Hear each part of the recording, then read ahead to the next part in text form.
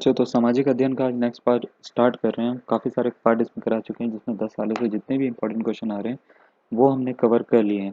अगर आपने पुराने पार्ट्स जाके नहीं देखे हैं तो अभी आप जाके देख सकते हो, उसकी पूरी प्लेलिस्ट मैंने बना दी है आपके लिए। तो आज का हम क्वेश्चन बिना कोई अलग बात करे स्टार्ट करते हैं।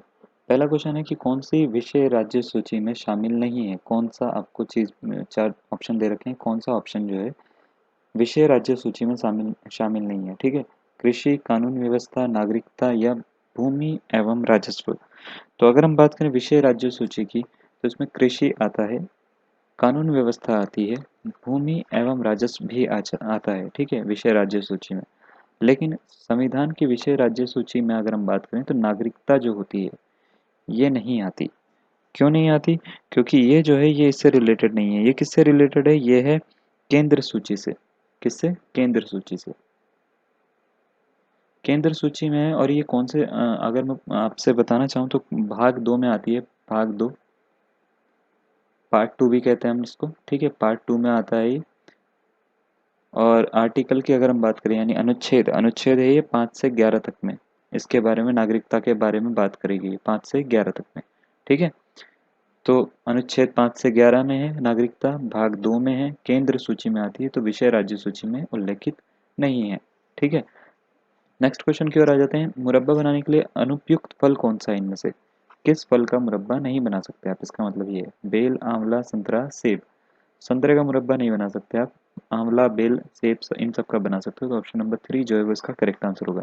नेक्स्ट आ जाते हैं, जेली में कितना प्रतिशत कुल घुलनशील ठोस पाया जाता है? 65, 75, 45 या 55%। तो इसका ऑप्शन नंबर 1 जो है वो इसका करेक्ट आंसर होगा। 65% जो है घुलनशील ठोस पाया जाता है। नेक्स्ट आ जाता है, चित्रकला के तत्व कौन से होते हैं? वर्ण एवं ज्ञान, पोत एवं अंतराल, रूप, रेखा एवं रूप या ये सभी। तो चित्रकला की अगर हम बात करें तो इसके जो तत्व होते हैं ना, तो चित्रकला के जो तत्व में वर्ण, ज्ञान, पोत, अंतराल, रूप, रेखा, ये सारे के सारी चीजें ही आती हैं। तो ऑप्शन नंबर 4 जो है वो इसका करेक्ट आंसर हो जाएगा। नेक्स्ट है, विरोधी रंग कौन से हैं निम्नलिखित में से? लाल हरा, हरा नीला, पीला लाल या नीला बैंगनी। तो लाल और हरा जो होते हैं ये इनको विरोधी रंग कहते हैं। तो ऑप्शन नंबर 1 जो है बच्चों इसका करेक्ट आंसर होगा। नेक्स्ट क्वेश्चन की ओर आते हैं।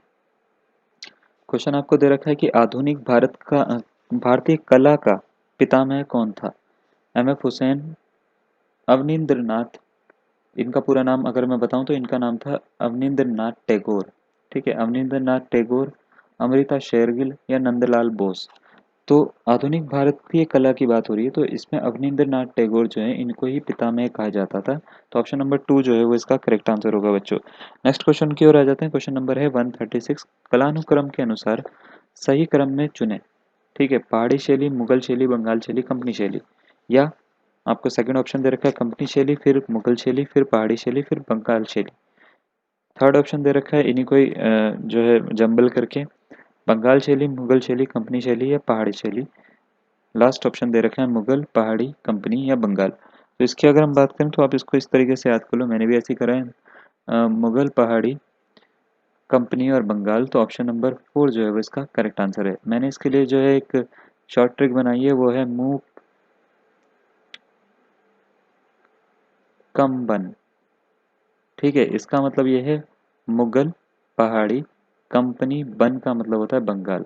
मूव कंबन ये वर्ड आप याद कर लो और इसका हो जाएगा कला अनुक्रम के अनुसार। नेक्स्ट आ जाता है, निम्नलिखित में से कौन सा ग्रंथ शारंग देव द्वारा रचित है? संगीत रचनाकर या राग मंजरी, गीत गोविंद या संगीत मकरंद। ठीक है, तो अगर हम इसकी बात करें तो इसका ऑप्शन नंबर 1 जो है वो बच्चों करेक्ट आंसर होगा। नेक्स्ट है, आमद शब्द संबंधित किससे है? तबला से, गायन से, सितार से या नृत्य से। तो आमद अगर शब्द की बात करें तो ये नृत्य से संबंधित है। तो ऑप्शन नंबर 4 जो है वो इसका करेक्ट आंसर होगा। नेक्स्ट आ जाते हैं, बंची टॉप एक बीमारी है, किस चीज़ की बीमारी है? ये आम की बीमारी है, लीची की, केले की या सेब की। तो बंची टॉप जो है ये ज़्यादातर बच्चों को नहीं पता होता कि ये केले की बीमारी है। तो ऑप्शन नंबर 3 जो है वो इसका करेक्ट आंसर है। नेक्स्ट क्वेश्चन आपको दे रखा है बच्चों, फर्टिगेशन का संबंध किससे है? परागण से, निषेचन से, संकरण से या जल एवं उर्वरक देने से। तो इसका जो संबंध है फर्टिगेशन का मतलब होता है कि जल और उर्वरक देना। तो ऑप्शन नंबर 4 जो है वो इसका करेक्ट आंसर हो जाता है। नेक्स्ट क्वेश्चन, नेक्स्ट क्वेश्चन बहुत ही इंपॉर्टेंट क्वेश्चन है। भोजन में सबसे अधिक कैलोरी किस में होती है, आपसे ये पूछा गया सबसे ज़्यादा कैलोरी किस में होती है, वसा में, कार्बोहाइड्रेट्स में, प्रोटीन्स में या खनिज लवण में। तो प्रोटीन तो हमारे शरीर के लिए काफ़ी आवश्यक है और इसमें सबसे ज़्यादा कैलोरी नहीं होती। कार्बोहाइड्रेट्स भी इसी तरीके से, खनिज लवण भी। बाकी बचा क्या, वसा। वसा में सबसे ज़्यादा कैलोरी होती है, इसको इंग्लिश में हम कहते हैं फैट्स। अगर इंग्लिश में लिखा होता तो ये आप देखते ही समझ जाते कि फैट्स लिखा हुआ है, तो इसमें सबसे ज़्यादा कैलोरीज होती है। नेक्स्ट क्वेश्चन की ओर आ जाते हैं। मांसपेशियां किस कार्य में सहायक होती हैं? शरीर को सुडौल और आकर्षक बनाने में, शरीर की गतिशीलता में, रक्त परिसंचरण में या उपरोक्त सभी।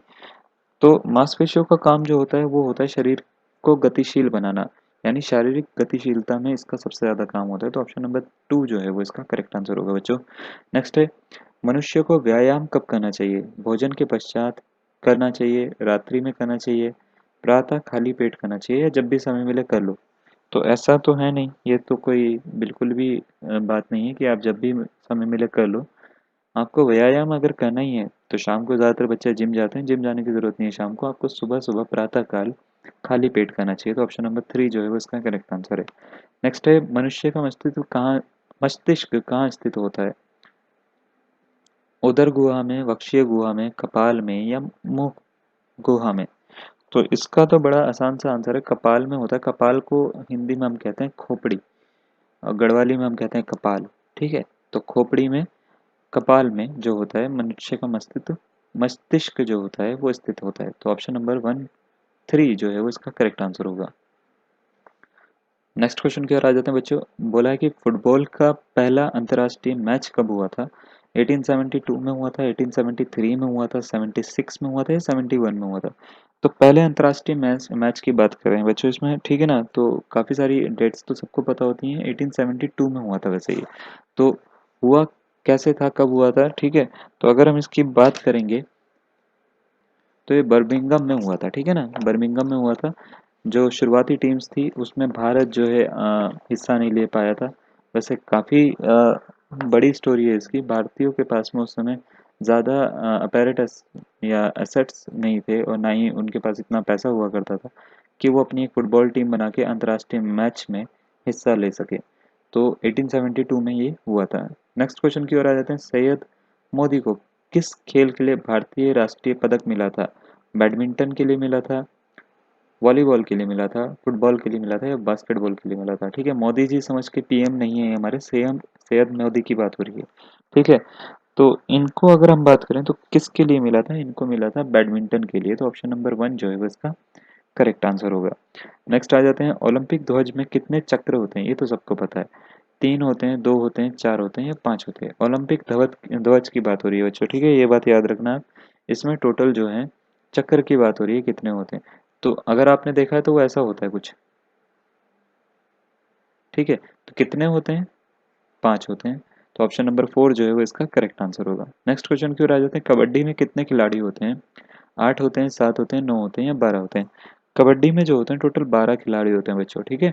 तो ऑप्शन नंबर 4 जो है वो इसका करेक्ट आंसर होगा। नेक्स्ट है, राग पीलू किस वर्ग में आता है? शुद्ध, संकीर्ण या शुद्ध और संकीर्ण दोनों में आता है या किसी में भी नहीं आता? तो राग पीलू जो आता है वो संकीर्ण वर्ग में आता है। तो ऑप्शन नंबर 2 जो है वो इसका करेक्ट आंसर होगा बच्चों। नेक्स्ट क्वेश्चन की ओर आ जाते हैं। किसका उपनाम गलत है? वाजिद अली अख्तर पिया बोलते हैं क्या उनको, या शामता प्रसाद मिश्र को गुदई महाराज कहते हैं, महबूब खां को दरस पिया कहते हैं या इनायत हुसैन को प्राण पिया कहते हैं? तो किसका उपनाम उन्होंने पूछा है गलत है बच्चों, ठीक है ना, गलत बताना है आपको, सही वाला नहीं बता देना है।